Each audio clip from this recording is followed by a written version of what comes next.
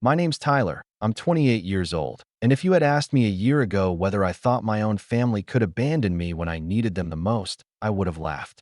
We weren't picture perfect, but I figured we had at least the bare minimum of loyalty. Turns out, I was wrong. The night everything started unraveling, I was lying on a cold hospital bed with bruises running down my side, stitches tugging at my forehead, and a dull ache that seemed to live in my bones. I had just been in a car accident, a mess of screeching tires, twisted metal, and flashing red lights that ended with me spending 3 nights in the hospital. Alone. Completely alone. I remember staring at the door the first night, waiting for it to open. Waiting for Mom to come in with that worried expression she always wore when I was sick as a kid, or maybe Dad to awkwardly hand me a sports drink and mutter something about getting better soon. I even thought maybe my brother, Josh, would at least check on me, even though we never got along well. But the door never opened. The nurses came, the doctors came, but my family didn't. Each hour that ticked by only made that silence louder. When I finally reached for my phone, I found nothing but a notification that made my stomach sink. Josh had posted a photo online, a grinning selfie with some of his friends, captioned, "Finally some peace without him." I wish I could say I was shocked, but the truth is, Josh has always been like that. He's 26, the golden child in my parents' eyes, and the kind of guy who could trip over his own feet and still get praised for trying. Ever since we were kids, he had a way of making me the problem. If he broke something, somehow I must have left it out. If he failed a class, it was because I distracted him. And my parents, especially Mom, always gave him the benefit of the doubt. I learned early on that in my family, silence was safer than protest. Still, seeing that post while I lay in a hospital bed with my body aching and my mind spinning, it cut deeper than I expected. The next morning, I tried calling Mom. Straight to voicemail. Dad didn't answer either. I told myself maybe they were busy. Maybe Josh hadn't even told them I was hurt. But when the nurse came in and asked if my family would be visiting that day, and I had to choke out a no, I don't think so, I felt something inside me shift. That gnawing question, why am I not enough for them to care, started carving itself deeper into me. By the time I was discharged, moving like a man twice my age and wrapped in bandages, I had stopped waiting for their call. I got myself an Uber, hobbled up my apartment stairs, and collapsed on my couch. My phone buzzed once that night, not from Mom or Dad, but from a friend who had heard about the accident through someone else. Meanwhile, Josh kept posting. A group dinner, drinks with the fam, a comment from Mom under one of his photos. "So proud of you, sweetheart." I scrolled through it all with a hollow pit in my stomach, trying to ignore the way my chest tightened. A week later, I woke up in the middle of the night, sore and stiff, to the sound of my phone vibrating nonstop on the nightstand. 53 missed calls. My eyes blurred as I scrolled, every single one from Mom and Dad. At the top of my notifications sat a single message: "Your brother's in trouble. We need you now." For a moment, I just sat there, staring at the screen, my thumb hovering. The irony of it hit me so hard I laughed, even though the movement sent pain shooting through my ribs. They needed me now? After I had spent 3 nights in the hospital without a single visit, after my own brother mocked me publicly for being gone, and now, suddenly, I was supposed to be the solution. That was the moment when something inside me began to harden. I didn't respond, not yet. I wanted to know what exactly had happened and why, of all people, they were calling me. And most of all, I wanted to see just how far they were willing to go when the tables turned. I didn't answer their calls that night. I just let the phone buzz and buzz until the battery finally gave out, and in the silence afterward, I lay there staring at the ceiling. A part of me felt guilty, because that's what I'd been conditioned to feel my whole life whenever I didn't immediately bend to their will. But another part of me felt something different, a spark of control. For once, they needed me, and I was the one choosing to stay silent. The next morning, I finally charged my phone and scrolled through the flood of messages. From Mom: "Tyler, this is serious. Pick up." From Dad: "Don't be selfish, your brother needs you." And then, the one that made my stomach twist: "Josh made a mistake, but he's still your brother. Family means helping each other. Don't make this about you." I read that line over and over again until the words blurred. Don't make this about you. Like the 3 nights I spent alone in a hospital bed were some minor inconvenience, easily brushed aside. Like my pain, my isolation, My humiliation at seeing Josh's cruel post didn't matter compared to whatever mess he had landed himself in. By noon, Mom finally left me a voicemail. Her voice was sharp, panicked, but underneath it all was that same tone I knew too well: entitlement. Tyler, enough is enough. Your brother got into some trouble with his job, and we need your help. You've always been the responsible one, and he can't fix this on his own. We're coming over if you don't answer. That was the first time in days that I actually sat up straight. My body screamed in protest, but my mind was racing. They hadn't cared enough to come see me when I was hooked up to IVs and monitors, but now they were ready to drive across town because Josh couldn't handle his own problems. I almost wanted to let them. I wanted to see their faces when they realized I wasn't going to play the role they had written for me anymore. Sure enough, around 3 p.m., there was a knock at my door. When I opened it, leaning heavily against the frame, Mom pushed past me without so much as a glance at the bandages peeking out from under my shirt. Dad followed, looking uncomfortable but silent, as always. Tyler, this is ridiculous, Mom started, dropping her purse on my counter like she owned the place. Josh is in real danger of losing his job. He made some mistakes with paperwork, some financial things, and they're talking about pressing charges if he can't get it sorted.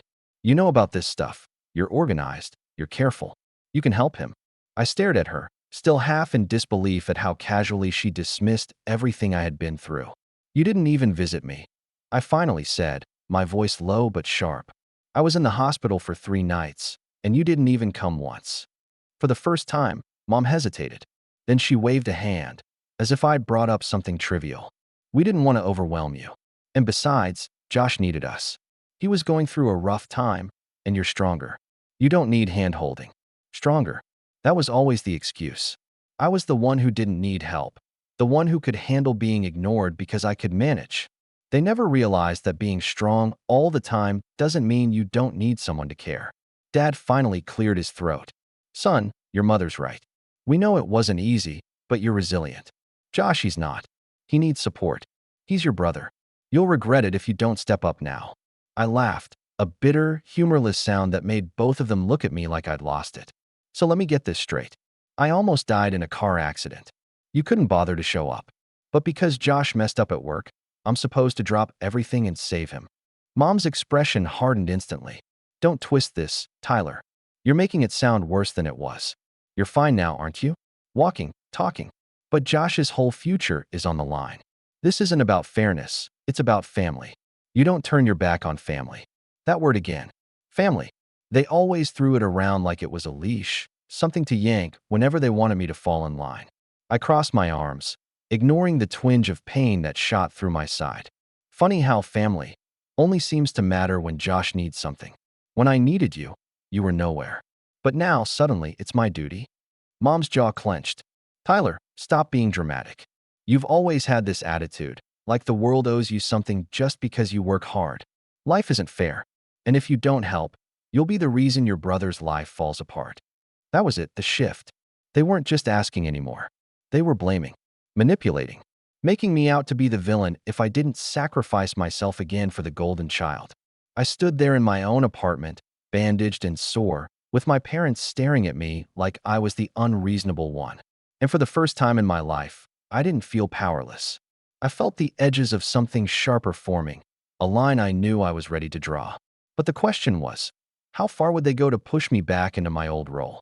Mom's words hung in the air, heavy and suffocating, but what struck me most wasn't her tone. It was her absolute certainty. She truly believed I was being selfish, that my pain was just an inconvenience compared to Josh's crisis. I should have expected it. This was the pattern of my life. Still, something inside me wanted to believe there was a limit, a point where even they would realize they'd gone too far. That hope didn't last long. 2 days after that confrontation in my apartment, I woke up to my phone buzzing again. This time it wasn't frantic calls, it was notifications. Dozens of them. My stomach twisted as I opened social media and saw Josh's newest post. It was a photo of me. Not a recent one, but from months ago. A family barbecue where I was laughing with a plate of food in my hand, totally unaware of the camera. The caption was a knife to the gut. Some people only care about themselves. Even family. When I needed help the most, he turned his back. Guess we know who the real problem has always been. My hands went cold as I scrolled through the comments. Friends, cousins, even family acquaintances I barely spoke to had chimed in. That's awful, Josh. I can't believe he'd do that to you. You deserve better. I realized instantly what had happened. He must have told everyone I refused to help him, spinning the story to make himself the victim. And of course, my parents hadn't corrected him. They probably encouraged it. Why not? Blaming me was easier than facing the truth about their favorite son. That morning, I ignored every call and message.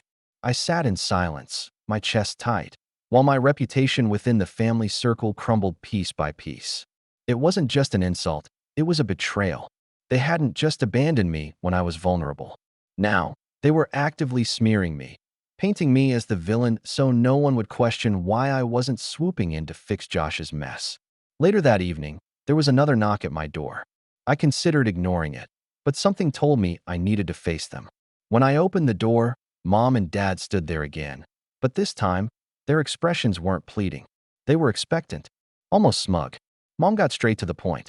So, Josh told everyone what's going on. And frankly, they agree, you're being unreasonable. This is bigger than your pride, Tyler. If you won't help for the sake of your brother, then at least do it for the family's reputation. People are starting to talk, and we can't have that. I stared at her, stunned. You let him post that about me? You let him drag me through the mud online when I didn't even do anything wrong. Her face didn't even flicker with guilt. It's not about right or wrong. It's about doing what's necessary.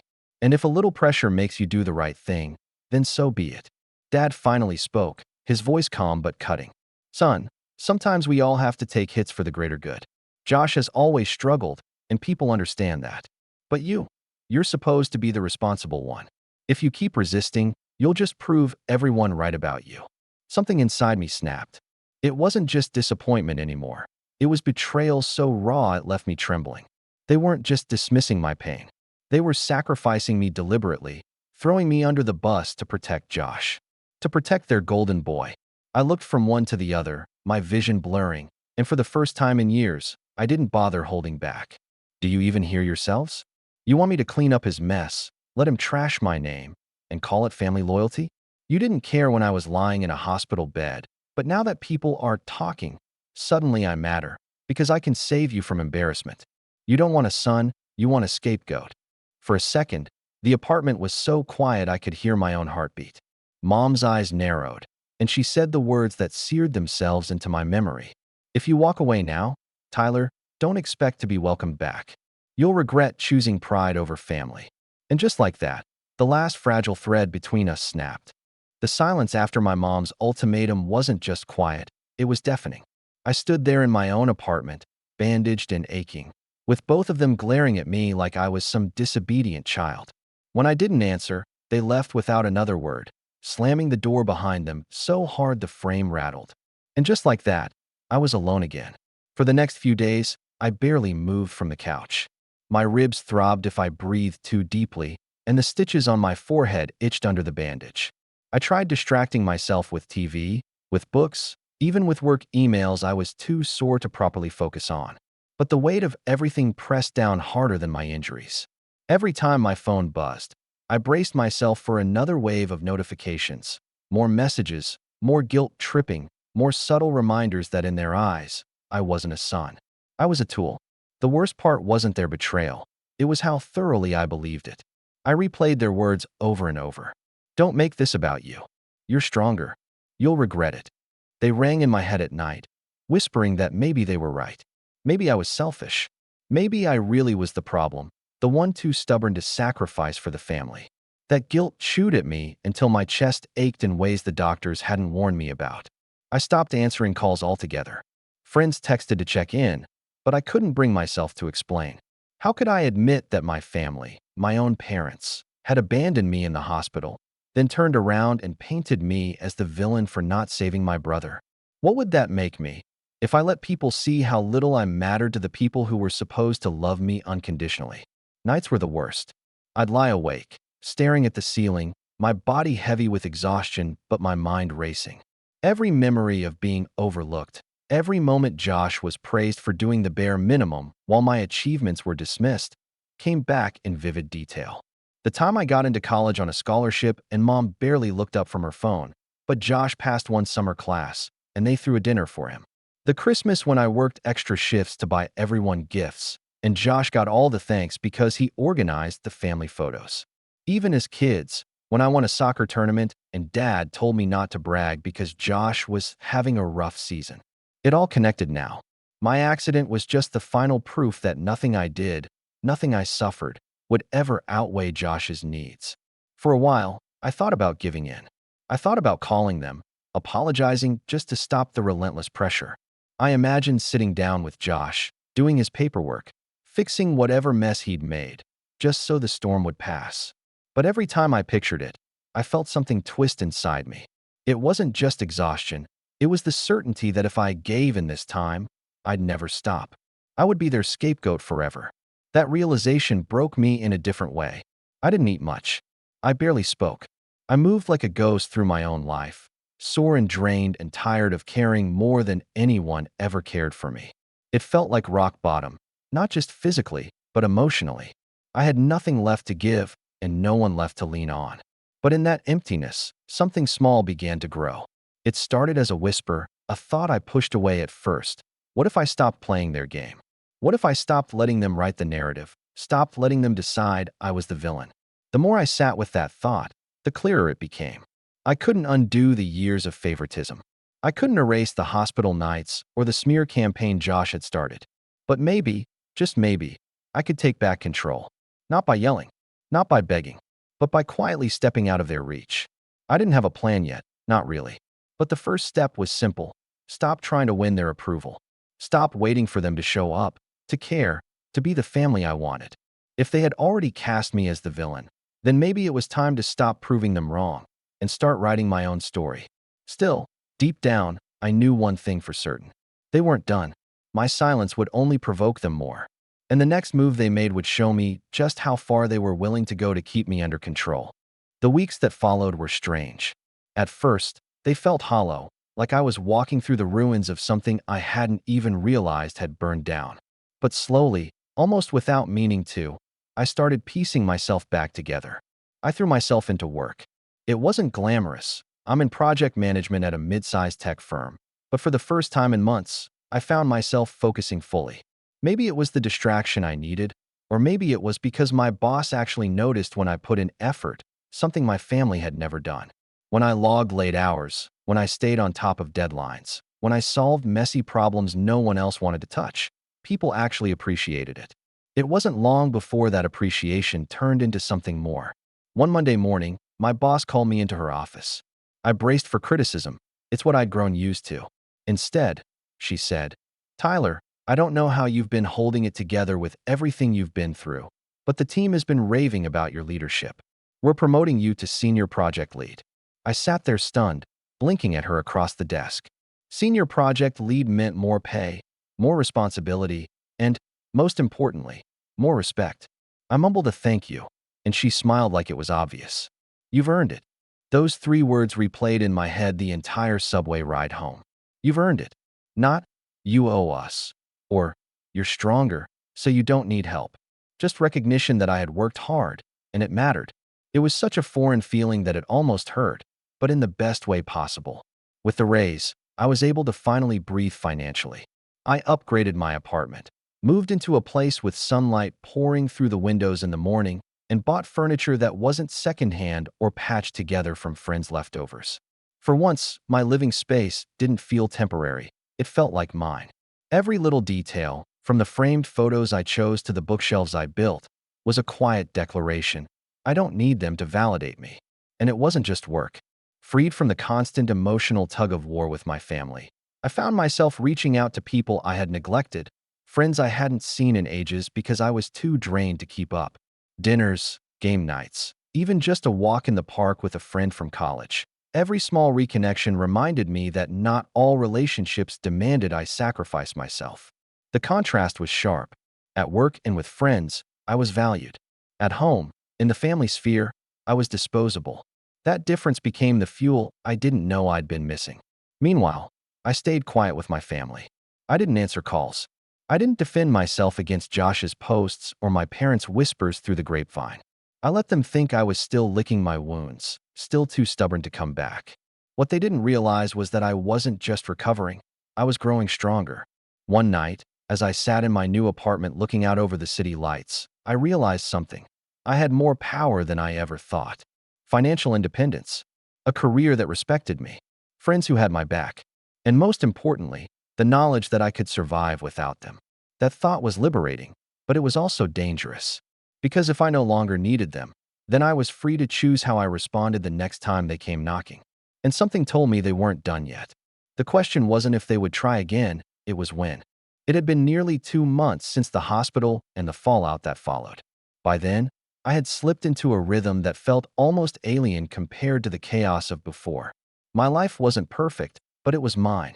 I woke up in a sunlit apartment, drank coffee from a mug I'd chosen for myself, and went to a job where people respected me.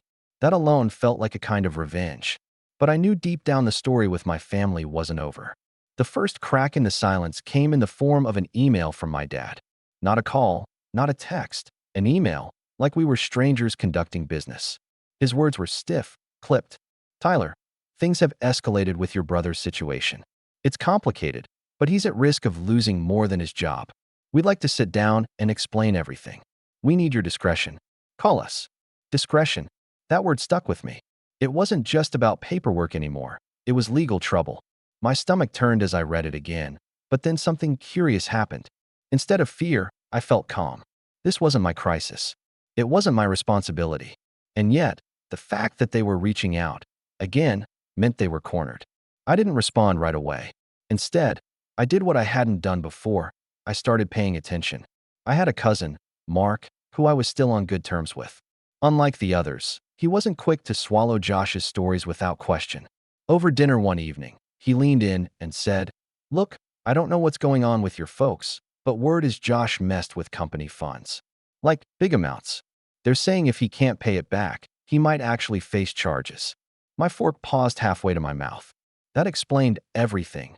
The desperation, the smear campaign, the sudden talk of family reputation. They weren't just trying to save Josh's job. They were trying to keep him out of jail. I asked casually, "How do you know?" Mark shrugged. "One of my friends works at his company. It's not public yet, but it's spreading." He gave me a pointed look. "They're probably going to lean on you hard, man. Don't let them drag you down with him." His words sat heavy with me the whole night. I lay awake thinking about it, and slowly, the pieces clicked into place.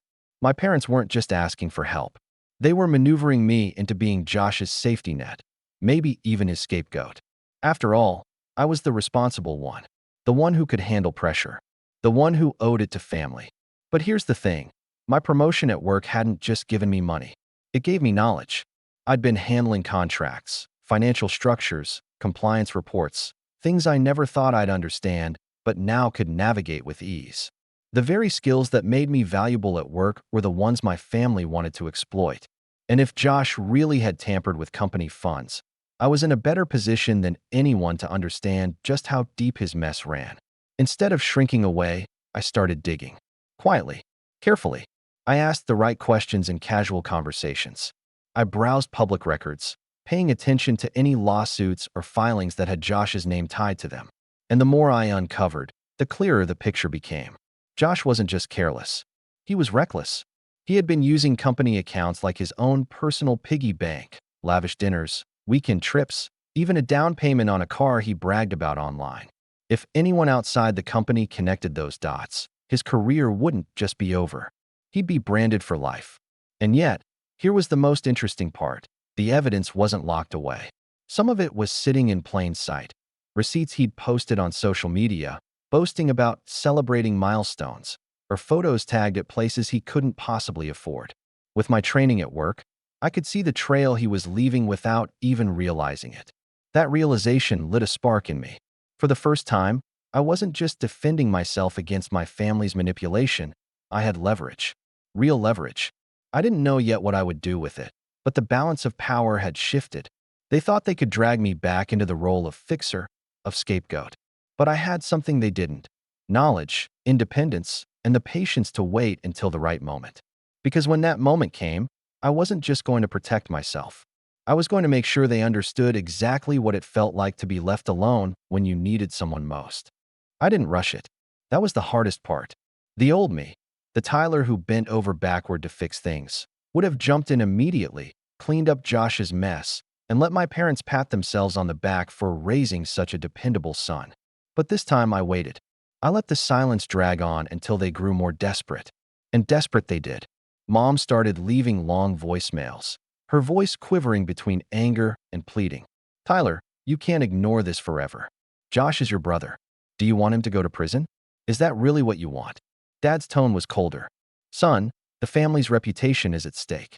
If you don't help, people will remember who turned their back.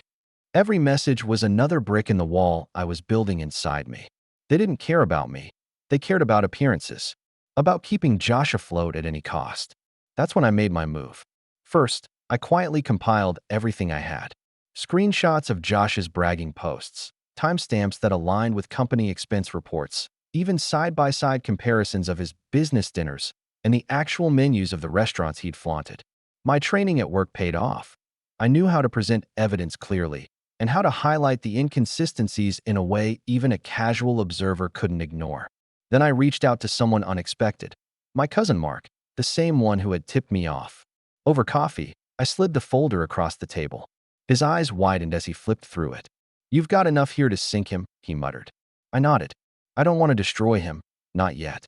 But I want him and Mom and Dad to understand that I'm not their scapegoat anymore. If they keep pushing, this gets out. Mark leaned back, whistling softly. That's cold, but fair. The next day, I finally agreed to meet with my parents. They showed up at my apartment looking worn, as if the weight of Josh's mistakes had finally started to crack their perfect facade. Josh himself wasn't with them, which told me everything. They were shielding him, as always. Mom didn't waste time. Tyler, thank you for finally agreeing. We just need your help to smooth things over. If you can step in, use your expertise, maybe talk to some people at the company. I cut her off. I know exactly what Josh did. And so do you. Their faces froze. For once, neither of them had a script ready. I reached into my bag, pulled out the folder, and set it on the table. This is what I've found. Every careless receipt, every post, every misused dollar. If I can figure this out in a few weeks, imagine what his company, or the police, could do. Dad's jaw tightened. Mom's hand shook as she reached for the folder, but I pulled it back before she could touch it. You've spent my whole life telling me I'm stronger, that I don't need help, that it's my job to hold this family together while Josh gets to stumble through without consequences. Well, I'm done. I won't fix this for him. And if you keep trying to paint me as the problem, if you keep letting him drag my name through the mud, then this, I tapped the folder, goes to the people who actually matter. The silence that followed was electric. For the first time in my life, I watched my parents pale, not from disappointment in me, but from fear. Real fear. Mom opened her mouth, but no words came out. Dad finally said, You wouldn't. He's your brother. I met his eyes and spoke slowly, deliberately. You left me in a hospital bed to rot. You let him humiliate me in front of everyone. Don't think for a second I won't do what I have to. For once, they had no reply. And that's when I realized I had them. The power wasn't in saving Josh or in fixing their mess. It was in knowing I could end it all with a single decision and watching them squirm under the weight of it. But this wasn't the end. Not yet. I still needed to see how far they would go, now that the leverage wasn't theirs anymore. For a long moment, they just sat there, staring at me like they didn't recognize their own son. And maybe they didn't, at least not the version of me they thought they had molded all these years. Finally, Mom spoke, her voice barely above a whisper. Tyler, you don't mean this. You're angry. You'll regret it. But I didn't feel angry anymore. I felt calm, steady, in control. I slid the folder back into my bag and stood. No, I regret giving you chance after chance.